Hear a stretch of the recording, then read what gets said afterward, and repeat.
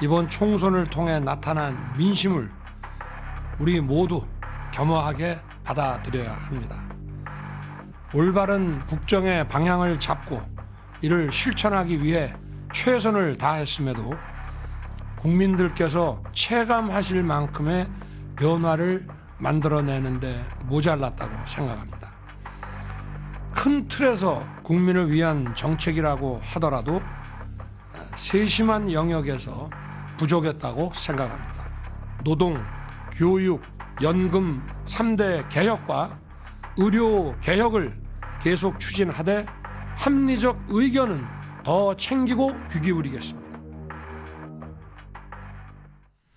윤석열 대통령 오늘 국무회의 모두 발언을 통해서 13분간 총선 결과와 관련된 입장을 밝혔습니다. 자, 그럼요. 그 주요 내용을 좀 정리해 보겠습니다. 첫 번째입니다. 자, 올바른 국정의 방향을 잡고 실천하려 최선을 다했음에도 국민께서 체감하실 만큼 변화를 만들어내는데 모자랐다고 생각한다. 일단 국정의 방향은 올바르게 잡고 실천을 해왔다. 그러나 국민들께서 체감하는지에는 좀 부족한 점이 있었다라고 얘기를 합니다. 하나 더 보죠.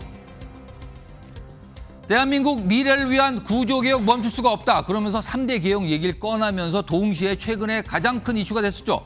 의료개혁을 계속 추진하되 합리적 의견을 더 챙기고 귀 기울일 것. 그렇다면 의대 정원 증원 문제에 좀 더 유연하게 나올 수 있다. 이런 해석이 가능한 대목이 나왔습니다. 자, 요 내용이 주로 핵심으로 꼽히는데요. 오늘 윤석열 대통령의 입장 발표에 대한 여당의 반응부터 좀 들어보겠습니다. 선거 패배에 대한 원인을 잘 찾으셨고 앞으로 낮고 겸손한 자세로 국민의 뜻을 받들어서 국정 운영을 하겠다라고 말씀을 하셨으니까 그 말씀대로 잘 실행이 되기를 바랄 뿐입니다. 국민의 뜻이 어디 있는지 잘 살펴서 하겠다 그랬으니까 그 안에 포괄적으로 담겨 있는 것이 아닌가 그렇게 해석을 하고 있습니다. 네, 저는 전적으로 맞는 말씀이라고 봅니다. 패배에 대해서 반성하고 국민들께서 진정으로 원하는 방향으로 고쳐나가는 것이 진정한 정부 여당의 자세 아니겠습니까? 저는 야당에 대해서도 민생에 관련된 그런 부분들에 대해서 협치의 발언이 나오셨으면 하는 그런 바람입니다. 결국 이번 총선의 의미는 야당과의 소통, 협치의 필요성을 대통령께서 충분히 느끼셨다고 저는 보고 있습니다. 그거에 대해서 대통령이 직접 말씀하실, 예를 들어서 국무회의 석상에서 그걸 직접적으로 구체적으로 말씀하실 계제는 아닌 것 같고 그런 거에 대해서는 다 느끼고 계실 거라고 저는 보고 있습니다. 뭔가 결과를 겸허히 받아들인다. 그리고 반성 의미가 담겨 있다. 이런 평가죠. 어느 정도의 긍정적인 평가가 많이 있었습니다. 반면에요. 오늘 야당, 민주당의 반응도 나왔는데요. 들어보겠습니다. 윤석열 대통령은 국무회의 모두 발언에서 불통의 국정 운영에 대한 반성 대신 방향은 옳았는데 실적이 좋지 않았다는 변명만 늘어놓았습니다. 결국 반성은커녕 지금까지처럼 용산 주도의 불통식 정치로 일관하겠다는 독선적 선언이었습니다. 대통령께서는 이번 총선을 통한 민의를 잘못 이해하셔도 한참 잘못 이해하셨습니다. 부디 국민과 동떨어진 채 자기 할 말만 하는 소통의 방식은 이제 그만하십시오. 자, 오전에 나온 여야의 반응이었는데요. 조국혁신당의 반응도 오늘 나왔습니다. 이런 내용이 있군요. 국민이 몰라봬서 죄송. 윤석열 대통령은 최선을 다해 잘했는데 국민이 체감 못한 게 문제라니 국민이 외려 사과해야 하나 보다. 약간 비판적인 이런 입장을 냈습니다. 자, 오전에 이런 상황이 지나갔고요. 그리고 모두 발언 내용이 알려진 지 한 5시간 정도 시간이 지난 뒤에요. 국무회의에서 윤석열 대통령이 비공개 상황에서 내놓은 발언, 이 내용을 대통령실이 공개했는데요. 화면에 있습니다. 자, 비공개 국무회의 중에 나온 얘기예요. 국민을 위해 뭐든지 다 할 것. 국민 위해 못할 게 뭐가 있나? 앞서서 모두 발언 내용보다는 조금 더 뭔가 진정이 되는 듯한 분위기가 느껴지죠. 그리고요. 휘초리 맞으면 용서 구할 수 있으나 한편으론 뭘 잘못했고 어떻게 할지 반성해야 한다. 반성이라는 표현이 들어갔고요. 국민을 위해서는 못할 게 없다라는 얘기도 담겨 있었습니다. 하나 더 있습니다. 자, 당 선거운동 평가받은 것이지만, 그러니까 총선의 의미에 대해서 당이 선거운동, 당 선거운동이 평가받은 것이지만 한편으론 정부의 국정 운영을 국민으로부터 평가받은 것이다. 매서운 평가의 본질은 더 소통하라는 것이다. 소통 얘기도 들어있네요. 앞서서 오전에는 소통과 뭐 대야 관계 이런 게 빠진 거 아니냐 지적이 있었는데 이런 게 오후에 나온 결과에서는 반영이 좀 됐습니다. 그리고요. 대통령실 관계자는 영수회담 관련된 얘기를 꺼냅니다. 이거 열려 있다 가능성. 그러나 시간은 지금 필요하다는 입장도 관계자 이름을 통해서 나왔습니다. 자, 박찬원 교수님. 전체적으로 오전에 모두 발언 그리고 오후에 공개된 비공개 발언까지 모두 합쳐서 오늘 대통령의 입장 발표 이거 어떻게 좀 평가하실까요? 뭐 혹시나 했는데 역시나다. 뭐 비판적으로 얘기 안 할 수가 없습니다. 저는 지난 가을에 기시감이 또 한 번 느껴졌어요. 강서구청장 재보궐선거 패배 이후에 윤석열 대통령이 일성으로 내놓은 것이 국민의 목소리를 듣겠다 그러면서 현장 속으로 들어가겠다라고 얘기했습니다. 도대체 오늘 얘기랑 달라진 게 하나도 없어요. 구청장 선거 패배나 역대 여당의 최대 참패나 윤석열 대통령에게는 그 무게감과 차이감이 전혀 느껴지지 않습니다. 또 모두 발언과 비공개 회의 발언의 내용도 마찬가지입니다. 예. 대통령은 사고를 항상 쳐요. 날리면도 그랬고 뭐 바이든 날리면도 그랬고 지난 2,000명 의대 정원 때도 그랬고 모두 발언에서는 자기는 잘못한 거 하나도 없습니다. 그런데 꼭 사고가 나면 예. 수습은 누가 하느냐? 참모들이 나서서 합니다. 아 사실은 바이든이 아니고요. 날리면이었고요. 그다음에 의대 정원 그거 축소 조정 안 한다는 게 아니라 행간의 의미는 뭐 조정한다는 거고요. 열려 예. 있고요. 또 오늘은 야당과 대화 안 한다는 게 아닙니다. 반성하고 있고요. 대화합니다. 윤석열 대통령의 말은 누군가 참모들이 해석해 주지 않고 이거 뭐 꿈보다 해몽이에요. 국민들이 알아들을 수 있게 명확하게 이런 여당이 이런 대패를 한 역사가 없습니다. 예. 그랬으면 거기에 걸맞는 국민이 듣고 싶은 목소리를 대통령이 이야기를 해야지 대통령은 나 틀린 거 없는데 조금 부족하긴 했어. 미안해. 앞으로 열심히 잘할게. 딱 이 수준입니다. 구청장 선거 패배했습니까? 도대체 왜 안 바뀌는 겁니까? 그러니까 오늘 하루 종일 나오는 말이 역시 사람 안 바뀐다. 이 얘기가 하루 종일 오늘 SNS를 달고 있습니다. 자, 최수영 전 대통령직 인수위 전문위원 나와 계신데요. 오늘 비공개 발언 중에 이제 공개된 내용이 뭐 맥락은 이제 반성, 뭐 소통, 그다음에 영수회담 관련 입장까지 대통령실 관계자 나왔는데, 근데 모두 발언에서 윤석열 대통령이 조금 반복적으로 강조한 부분이 국정의 방향은 올바르게 잡혔지만 국민들께서 체감할 정도의 변화를 만들지 못했다. 이 얘기를 계속 좀 반복적으로 얘기했거든요. 이거 어떻게 좀 보셨습니까? 그러니까 저는 이제 윤 대통령의 말이 왜 모두 발언과 그 비공개 발언이 다르냐 결이 예. 뭐 비공개 발언 때 했을 얘기를 모두 발언했으면 훨씬 더 설득력 있고 좋았지 않겠느냐 뭐 이런 지적들이 나오고 있는 것도 저희 인정합니다. 그런데 우리가 이런 얘기를 하잖아요. 텍스트가 있고 컨텍스트가 있지 않습니까? 예. 텍스트라는 거는 그 말하자면 주어진 형식과 요건에 맞게 드라이하게 얘기하는 게 텍스트라면은 예. 컨텍스트는 공간과 어떤 상황에 따른 변화 거기에 따라서 속내라든가 좀 약간 변형된 다른 의견이 나오는 걸 우리가 컨텍스트라고 하지 않습니까? 사전적 의미로. 저는 그런 환경이라고 봐요. 그러니까 5년 단임제 대통령 중심제 하에서 사실 대통령의 발언은 공식적인 발언은 최종 상태, 이른바 엔드 스테이트가 될 수밖에 없는데 예. 비공개 발언은 실질적으로 참모와의 대화를 통해서 하는 듯하게 하지만 예. 실제로 본인의 속내를 우회로를 통해 전달하는 이른바 소통 플랫폼의 역할을 저는 한다고 보거든요.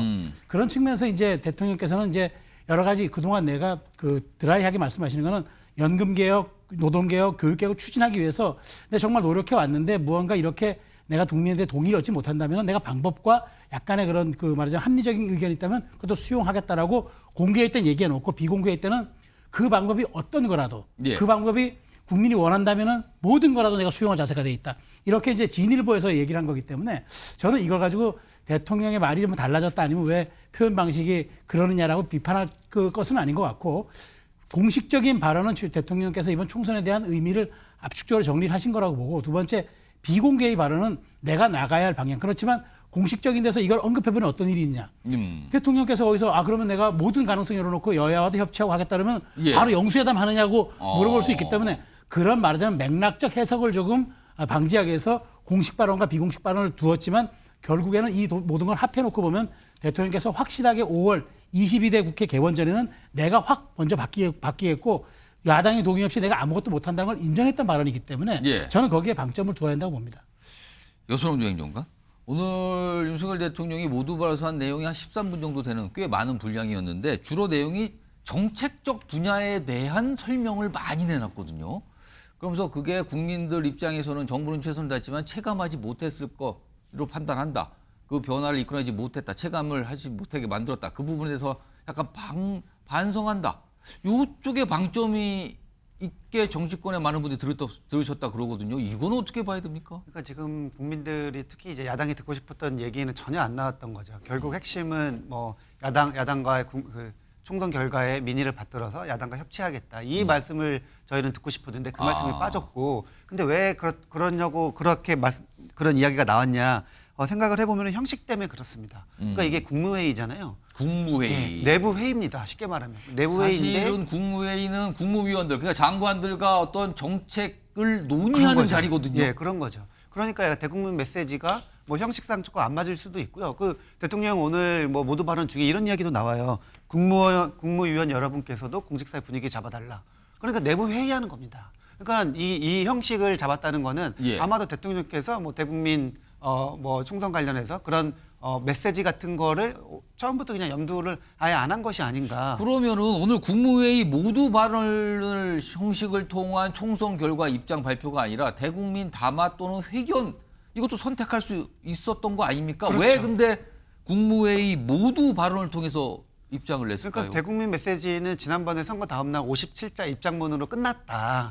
그래서 이제 본인은 대통령께서는 이제 뭐 앵커께서 말씀하신 대로 우리 정책 부분 계속 이제 뭐 앞으로 여기서 드라이브를 계속 걸겠다. 약간 이런 메시지로 읽히거든요. 예. 저는 뭐 오늘 뭐 약간 사소한 거긴 하지만 화면에서 나와 있는 것처럼 맨 처음에 대통령께서 저기 약간 푸른색 계열의 넥타이를 메고 오셔가지고 푸른색 계열. 예. 그래서 약간 뭔가 뭐 약간 조금 뭐 태도 변화가 있을까? 푸른색은 곧 야당의 색깔. 그렇죠. 네. 그래서 뭔가 메시지가 있지 않을까 약간 이렇게 조금 뭐 기대를 했었는데 예. 뭐 역시나 뭐 그런 내용은 전혀 빠져서 굉장히 부족한 뭐 모두 발언이었다, 회견이었다, 메시지였다 이렇게 좀 평가를 할 수 있을 것 같습니다. 김광삼 변호사께서는요. 그럼 전체적으로 지금 뭐 어떤 형식적인 부분도 얘기하셨고 내용 측면에 대한 평가도 있었는데 오늘 윤석열 대통령의 모두 발언을 통한 총선 결과 입장 발표 이게 여당 입장에서는 이게 득이 되는 상황이 될까요? 아니면 뭐 득의 반대말은 뭐 독이라고도 표현하는데 아니면 부담이 되는 상황이 될까요?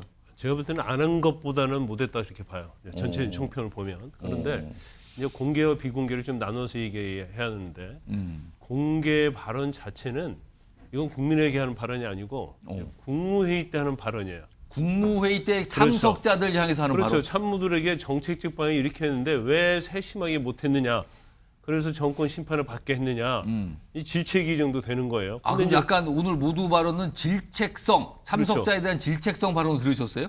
아니 약간 좀 뉘앙스가 그래요. 왜냐하면 정책에 대한 최선을 다 잘했는데 예. 왜 이게 서민들 할지 뭐 소상공인들한테까지 파고 안 들었느냐.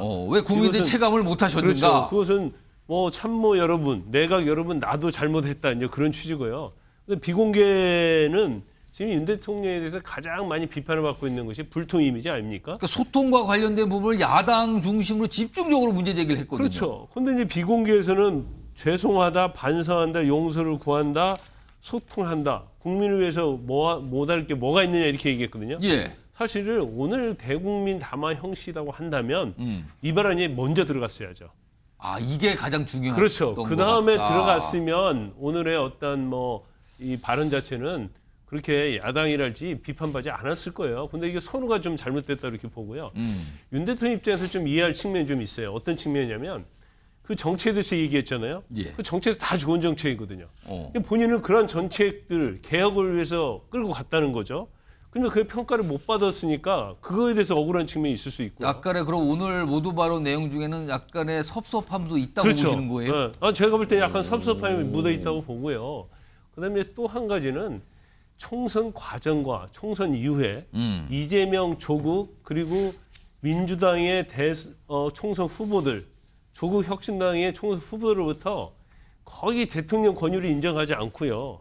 모멸, 멸시 정도의 비판을 많이 받았어요. 본인 입장에서는 감정도 많이 상했을 겁니다. 그런데 총선이 근데 완전히 졌잖아요. 예. 패배를 했잖아요. 예. 그래서 본인의 입장에서는 좀 억울한 측면이 있다고 보고 그렇지만요. 이제 대통령이잖아요. 물론 검찰총장을 하다가 바로 대통령이 됐기 때문에 정무적 감각이 없을 수 있어요. 그러면 본인 입장에서는 나는 정말 열심히 했고 원칙을 지켰음에도 불구하고 평가를 잘못 받았잖아요. 예. 심판을 한 거잖아요. 그러면 내가 아무리 옳다고 생각해도 내가 한 원칙과 정책에 있어 뭐가 문제가 있는지 이제 그걸 돌아봐야 하거든요. 예. 그걸 돌아보면서 뭔가 반성을 하고 사과할 게 있으면 사과를 해야 하는데 제가 볼 때는 대통령 입장에서는 좀 약간 현재 상황에 대해서 좀 이해를 잘 못하고 있는 것 같아요. 그래서 오히려 약간의 감정적인 점이 묻어나지 않았나. 그러면 아까 제가 던졌던 질문 다시 한번 던지면 지금 오늘 대통령의 입장 발표가 국민의힘, 여당인 국민의힘으로서는 향후에 득입니까? 부담입니까? 부담이죠. 그럼 부담이다 명확히 얘기할 수 있어요. 그래서 지금 현재 이제 참모들이 많이 쇄신을 될 거고. 예. 그래서 정말 참모다운 참모가 나와서 들어가서 예. 윤 대통령이 직언해야 하고요. 그다음에 이제 국정 방향이랄지 정무적인 측면에서 이제까지 다른 모습을 보여줘야 한다. 그래야만이 국민의 마음을 얻을 수 있고 이제 다음 선거에도 영향을 미친다 저는 그렇게 봅니다. 자, 오늘 윤석열 대통령이 국무회의 모두 발언을 통해서 13분 동안 총선 결과 이 내용에 대해서 얘기를 하는 그 시각 오전 10시였죠. 그 시각 국회에서는 국민의힘 당선인들의 모임 총회가 열리고 있었습니다. 같은 시각입니다. 그 모습 확인해 보시죠.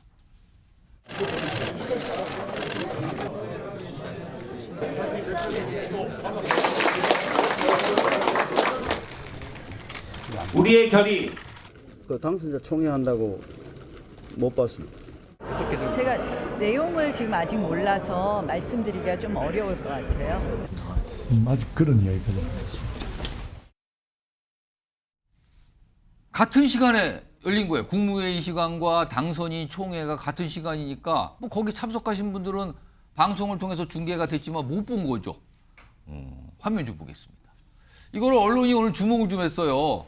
자, 대통령실 윤석열 대통령 국무회의 중 총선 관련 메시지 이게 공개가 됐고 같은 시각에는 국민의힘 그다음 국민의힘의 당선자 총회가 국회에서 열렸습니다. 이거에 대해서 뉴스와이드가 여당 관계자한테 좀 물어봤어요. 이거 10시 이게 겹쳤는데 이거 뭐 혹시 왜 그런 겁니까? 이 질문을 좀 던졌으니까 일부러 10시로 정했다라는 뭐 얘기했던데 그런 거 아니다. 그거 언론의 시각일 뿐이다. 국무회의는 신경 안 쓰고 그냥 시간을 정하고 그 정한 대로 한 것뿐이다라고 했습니다. 오, 최수영 의원님. 네.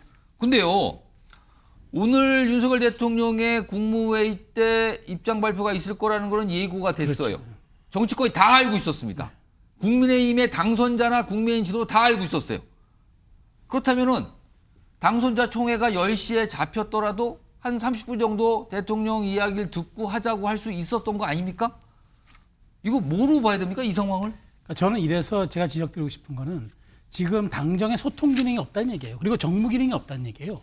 저는 이걸 뼈저리게 지적하고 싶은 게 보십시오. 이게 지난주 일요일 그러니까 그 일요일부터 이제 다음 주 뭐 국무회의 때 이제 대통령이 지난주 모두 금요일 주말 동안은 다음 주에 나올 거다. 다 알았죠. 예. 그래서 뭐 대국민 담화 형식보다 기자회견 형식보다 아마 모두 발언 형식을 이제 취해서 할 거다. 그러면 이쪽에서도 지금 월요일 날 사선 중진회의가 있었고 그다음 화요일 당선자회가 있다는 오늘입니다. 것도 미리 공지가 된 거예요, 사실은. 다 알고 있었어요. 다 알고 있었죠. 그러면 이거는 물밑으로 정무라인에서 조율을 해야죠. 대통령실의 정무수석과 정무비서관들하고 당에 있는 국장 실장들이 조율을 해야죠. 그렇게 해서 저는 최소한 원내대표단도 같이 한번 함께 해줘야 되는데 이런 점들 때문에 지금 이런 불필요한 오해를 낳고 있는 겁니다. 통상 과거에 보면은 대통령의 중요한 입장 발표가 있을 때는 당 지도부가 모여서 회의실에서 그걸 시청을 하고 듣고 뭔가 그렇죠. 반응도 보이고 평가하고 그랬잖아요. 그랬죠. 근데 이번에는 그냥 다른 회의를 열었어요. 그러니까 지금 당선인들한테 물어보니까 원내대표도 누구든 못 봐서 모르겠다는 못 봤는데요라는 오히려 반응이에요? 기자에게 되질문을 하지 않습니까? 그러니까 저는 이게 지금 당정이 처한 현 주소라고 보는데 왜 이게 이런 거죠. 우리가 그 말하자면 질책을 받았고 그 회초리를 맞았으면은 그 다음에 뭔가 이 전열을 정비해서 다시 새로운 모습으로 가야 되는데 지금 각자 따로 논다는 이 얘기는 뭐냐면은 지금 서로의 책임에 대해서 당은 당대로 용산에 불만이 있는 것 같고 용산은 용산대로 당에 불만이 있는 것 같아요. 그러니까 지금 이게 엇박자가 나고 있는 것 같은데 저는 최소한 이런 부분들은 정말 이거는 뭐 국민들 보시기에 조금 불편했을 것이다. 왜냐하면 이런 부분들은 조율할 수 있어요. 국무회의도 오전에서 오후로 연기한 사례도 있고 그다음에 당선인 대회 같은 경우는 점심 먹고 2시에 열어도 충분한데 굳이 그러게요. 그것을 이제 강행했다는 거는 저는 당정 소통과 물밑 라인에 그런 조율 같은 게 전혀 지금 작동되지 않은 것 같아서 그래서 저는 이런 측면입니다. 당선인 대회를 열고 그다음에 뭐 용산에선 대통령의 그런 반성과 저는 그런 처절한 자기 반성이 있다고 하더라도 이런 정도의 조율과 협상력을 가지고 다시 리빌딩하고 재건한다? 저는 많은 공감을 못 받을 것 같아서 여기서부터 혁신은 출발해야 한다고 좀 말씀드리고 싶어요. 오늘 윤석열 대통령의 비공개 발언 내용 중에 공개된 게 이런 얘기가 있었어요. 선거는 당이 평가를 받는 거다. 그리고 동시에 정부의 국정 운영을 국민으로부터 평가받는 거다. 두 가지 얘기를 다 했는데 당과 대통령실이 바라보는 그 두 가지 비중의 차이는 분명히 있는 것 같아요. 오늘 아주 사소해 보이지만 단적으로 나타난 같은 시간대 국무회의와 당선인 총회가 열린 이 부분. 글쎄요. 당 관계자들은 이건 별거 아닙니다. 그냥 잡혔으니까 하는 거예요 라고 하지만 당 지도부 입에서 못 봤는데요. 그래서 모르는데요. 이런 반응이 나온 거예요. 박찬 교수님 어떻게 보셨습니까? 뭐 최수영 평론가께서 지금 이제 정무적인 능력이 지금 부재하다, 뭐 컨트롤 타워의 부재다, 뭐 이런 얘기를 하셨는데 저는 이게 근본적인 문제라고 봐요. 이미 용산과 여당의 관계는 쌍방향의 건강한 관계가 아니다. 아예 시작부터 지금까지 일방 통행의 관계가 그 시스템이 굳어졌기 때문에 이 중차대한 총선 민의를 어떻게 받아들이고 앞으로 어떻게 쇄신해 나갈지 이 길목에서조차도 대통령실과 여당이 서로 소통하지 않고 서로 그냥 연락 오기만 기다리는 거죠. 저런 회의 일정 이런 것도 서로 얘기를 안 하는가? 그렇죠. 그런 일정이니 조율이니 이런 거는 애초부터 없었다. 그냥 위에서 당대표 바꾸라고 할 때 연락하고 비대위원장 바꾸라고 얘기할 때 연락하고 뭐 이 정도 수준이니까 지금 이렇게 작은 문제에서도 결국은 손발이 안 맞는 거 아니냐. 언론이 너무 그러니까 국민의힘 관계자 일부의 얘기는 언론에서 너무 좀 이렇게 크게 보는 거 아니냐. 저 시간이 같이 열린 거 이런 시각도 있던데요. 그럼 뭐 내용의 요지를 그러면은 지금 미리 전달을 받았어야죠. 만약에 단순하게 시간의 문제라고 본다면 오늘 대통령이 어떤 내용을 얘기할 거라고 하는 게 지도부에게 전달이 됐어야 미리 됩니다. 공유가 됐어야 되는 거 그렇죠. 아니냐. 그리고 그 지도부에게 총선 이후에 지금 당선자들 모이는데 대통령이 이런 것으로 좀 잘 다독여 줘라. 또는 내가 뭐 이 부분에 대해서는 이렇게 얘기할 거니까 우리 한번 잘해보자. 이 정도 메시지는 전달돼야 하는 거 아닙니까? 그런데 원내대표도 모르는데요. 이거는 정말로 당과 용산과의 관계가 정말 소통이 없는 일방적인 관계가 굳어졌기 때문에 이런 일들이 이제 일상으로 나온 거다. 또 하나는 뭐 설사 이거를 우리가 좀 확대 해석했다고 치자. 그러면은 뭐 어떤 대답이 나오느냐? 그만큼 지금 서로가 서로에 대해서 신경 쓸 여지가 없다는 거예요. 제압가름하기 바쁘다. 겨를이 없다 지금 서로. 그러니까 지금 당은 당대로 용산은 용산대로 지금 이 거대한 총선 민의를 가지고 어떻게 이거를 수습해 나갈지에 대해서 대통령실 신경 쓰고 당 신경 쓸 겨를이 없다라는 거예요. 서로가 대통령은 내각 추스리기 바쁘고 그다음에 당은 당대로 당 추스리기 바쁘고 이러다 보니까 서로가 서로에 대해서 뭐 옆집 쳐다보듯이 이런 관계가 된 거 아니냐. 그럼 결국은 전자든 후자든 둘 중에 하나일 텐데 둘 다 문제라는 거죠 지금. 자, 그러면 앞으로 이른바 당정 관계는 어떻게 될 것인가 이게 궁금점으로 남아 있고요. 뭐 여당 내에서도 과제로 남아 있다 이런 얘기가 나오는데 야권 인사분이죠. 정치권을 좀 오래 지켜보시는 야권 인사분이 뭔가 전망이 섞인 얘기를 오늘 꺼내놨어요. 내용을 들어보겠습니다. 심판 선거가 된 시작과 끝은 윤석열 대통령이에요. 근데 선거에서 그렇게까지 강하게 국민들이 메시지를 줬는데 못 느낀다 그러면 더 진짜 화를 자초하죠. 그 험한 꼴을 어디서부터 당하냐. 여당에게 당할 거예요. 당장 최상병 특권 같은 얘기 나오면 여당 내에서 이탈표가 나온다는 거잖아요. 한두 번 그렇게 당하고 나면 대통령은 그야말로 윤 대통령 본인이 하신 말씀 그대로 식물 대통령이 되는 거예요.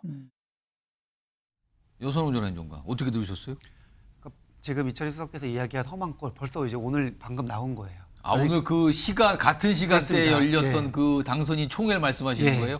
대통령의 메시지가 궁금했으면은 귀를 기울였을 거잖아요. 예. 그리고 이제 윤심을 당연히 알아야 되니까. 근데 지금 윤심을 몰라도 된다. 아니면은 대통령의 메시지와 이제 윤석열 대통령과 쉽게 말하면은 엮이지 않겠다. 약간 이런 선긋기를 하는 것처럼 보일 수도 있는 거죠. 여당인데. 그러니까 지금 계속 이제 그 이철희 수석께서 이야기하신 거는 특검법 관련해서 이제 대통령 거부권 무력화 약간 이런 말씀을 하신 건데요. 특검법은 한 번 무너지면 그러니까 그 108석이 뭐 선거법에 날아갈 수도 있고 특히나 지금 뭐 최상병 특권 같은 경우에는 안철수, 뭐 김재섭 몇몇 또 의원들이 이미 의견을 밝혔단 의견을 말이에요. 밝혀서 자기는 찬성표 던지겠다 이런 이야기도 했잖아요.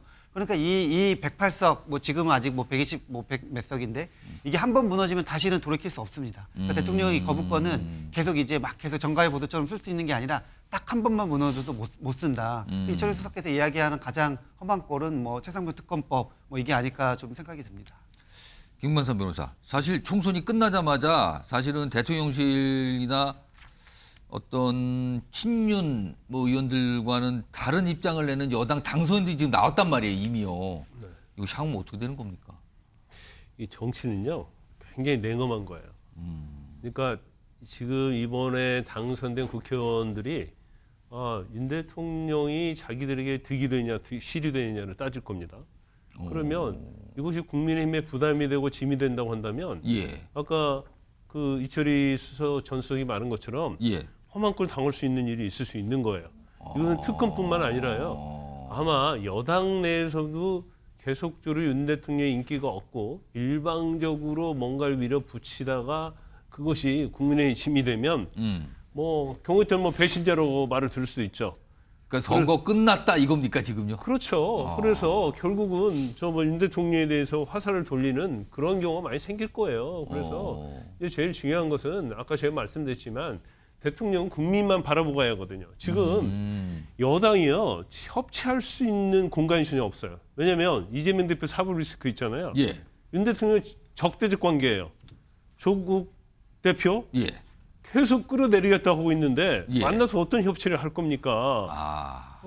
그래서 지금 상황이 이런 상황에서 할 수 있는 것은 결국은 국민을 바라보고 소통하면서 정말 정책 잘하고 해서 국민의 여론을 업으면 사실은 이 거대 야당을 제압할 수 있어요. 여론의 지지를 등에 업는다면 야당도 어쩔 수가 없는 거다. 그렇죠. 그런데 그게 아니고 국민의 민심까지 떠나버리고 야당에 오히려 힘을 받으면서 공격을 계속하고 그러면 여당 내에서 사실은 윤 대통령을 호위무사할 수 있는 공간이 거의 없어져요.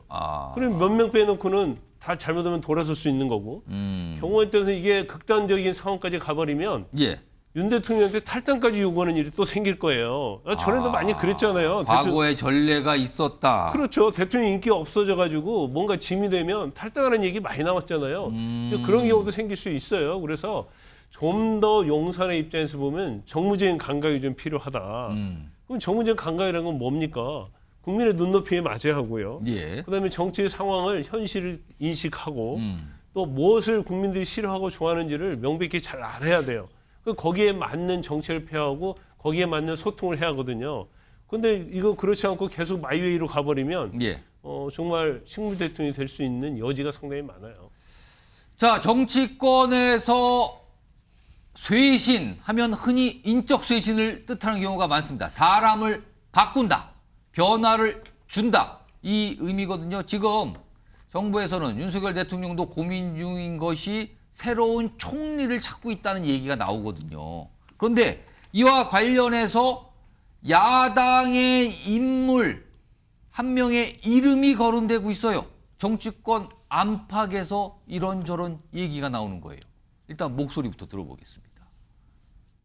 하려는 여당 인사들이 거의 없을 것이라고 봅니다. 대통령을 위해서 함께 운명을 같이 할 사람이 필요한 거거든요. 일단 뭐 권영세, 원희룡 이런 분들 거론되시던데 그분들의 반응을 보면은 나는 연락받은 적 없다면서 대부분은 좀 손사래를 치시잖아요. 하려고 하는 사람들이 없구나.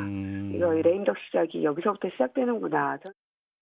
대통령의 스타일상 그렇게 임명하겠습니까? 저는 뭐 모르겠습니다. 만약 그런 정도 대통령께 결심을 하고 한다고 하면 뭐 저는 좋은 카드라고 생각합니다. 민주당에서 우리 당에서 윤석열 정권의 어떤 실패를 갖다가 원하는 건 아니지 않습니까? 그런 측면에서 그게 야당과 협치 아니겠습니까? 저는 그런 것 자체를 이재명 당대표와 같이 논의하는 게 필요하다. 박찬호 교수님, 정치권 안팎에서 김부겸 전 총리의 이름이 새 총리 후보군에 속해서 얘기가 나오고 있어요. 이게 왜 자꾸 이렇게 언급이 되는 건지, 그리고 이게 정말 가능한 걸까요? 사실은 총선 결과 여당이 이렇게 대패한 적이 없습니다. 그러니까 항상 여당은 임기 중에 치러지는 선거에서 다수당이 되거나 그랬기 때문에 이렇게 패배한 적이 없습니다. 그것도 108석이라고 하는 이렇게 엄청난 패배를 이룬 정당이 없어요. 과거 지난 총선 때 21대 총선 때 103석을 얻긴 했지만 그때 야당이었습니다. 그렇죠. 지금 국민의힘 전신정당이 야당이었죠. 그렇죠. 그럼 여당이 108석을 얻으면 국정 동력이 사라지는 거예요.